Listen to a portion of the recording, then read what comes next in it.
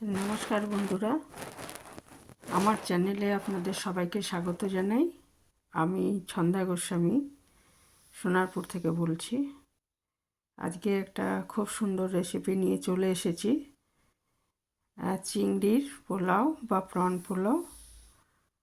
তা খুব ভালো হয় খেতে। তো আসুন দেখে নিই এটা কীভাবে করেছি। এর জন্য আমি 1 গ্লাস বাসমতি চাল ধুয়ে আধ ঘন্টার জন্য জলে ভিজিয়ে রেখেছি। বাসমতি চাল না, আমি গোবিন্দভোগ চাল নিয়েছি, কিন্তু বাসমতি চালেও করতে পারেন। তো গোবিন্দভোগ চালে খুব ভালো হয় রেসিপিটা।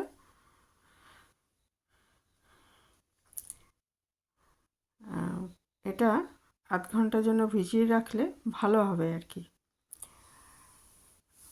সরাসরি কড়ার থেকে একটু ভিজিয়ে রাখতে হবে। আর এখানে 300 গ্রাম চিংড়ি নিয়েছি। এটা ভালো করে ছাড়িয়ে ধুয়ে নুন হলুদ মাখিয়ে নেব। 1 গ্লাস চালের জন্য 300 গ্রাম চিংড়ি, 250-300 চিংড়ি ঠিক আছে। তারপরে দেখুন এটা আমি সাদা তেলে হালকা করে ভেজে নিচ্ছি। পোলাও তো এটা সর্ষের তেলে করব না, এটা সাদা তেলে এটা ভাজবো। আর পরে আমি একটু ঘি ব্যবহার করব। এখানে দেখুন আমি একটু ঘি নিয়ে নিয়েছি কড়াইতে। একটু সাদা তেল আর একটু ঘি মিশিয়ে করতে পারেন। আর এটা গরম হলে এর মধ্যে আমি একটু ফোড়ন দিয়ে দেবো। এলাচ, দারচিনি, লবঙ্গ, তেজপাতা, এগুলো একটু ফোড়ন হিসাবে দিয়ে দেবো।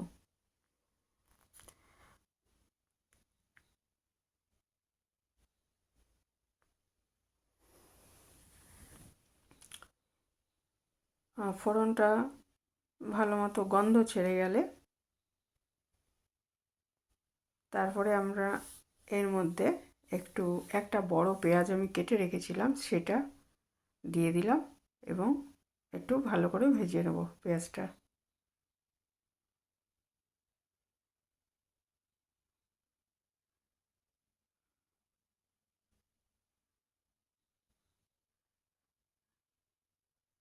দিয়ে দিয়েছি একটু কাঁচা লঙ্কা।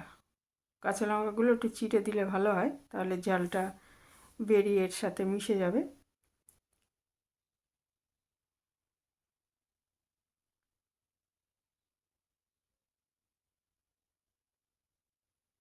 একটু দই দিয়ে দিচ্ছি, টক দই দিয়ে খুব ভালো মতো মিশিয়ে দিচ্ছি।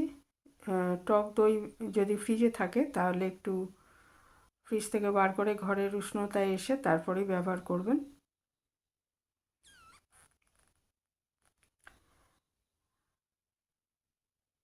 আর একটু শুকনো লঙ্কার গুঁড়ো আমি এই সময় ব্যবহার করব, আর হলুদ। তারপরে এর মধ্যে আমি চালটা কষিয়ে নেব এবং ভাজা চিংড়িগুলো এর মধ্যে দিয়ে দেবো। চিংড়িটা তো বেশি ভাজিনি, কারণ বেশি ভাজলে শক্ত হয়ে যাবে। তারপরে এর মধ্যে 1 গ্লাস চালের জন্য আমি 2 গ্লাসের একটু সামান্য বেশি জল, প্রেসার কুকারে করলে 2 গ্লাস দিলেই হতো, যেহেতু এটা 1.25 গ্লাস থেকে 2 গ্লাস দিলেই হতো, যেহেতু এটা আমি কড়াইতে করছি সেই জন্য একটু 2.5 গ্লাস মতো আমি জল দিয়ে এটা ঢেকে 10 মিনিট রান্না করে নেব। নিয়ে ঢাকাটা খুলে গোবিন্দভোগ চাল তো আধ ঘন্টা ভেজানো ছিল, বেশি সময় লাগবে না। এটা ভালো মতো শুকিয়ে নিলেই আমাদের প্রন পোলাও রেডি হয়ে যাবে পরিবেশনের জন্য। 1 পট মিল হিসাবে এটা কিন্তু অসাধারণ। এর সঙ্গে আর কিছু লাগবে না, ইচ্ছে করলে একটু স্যালাড কেটে নিতে পারেন। অফিসের জন্য বা টিফিনে দেওয়ার জন্য বাচ্চাদের এটা খুব ভালো।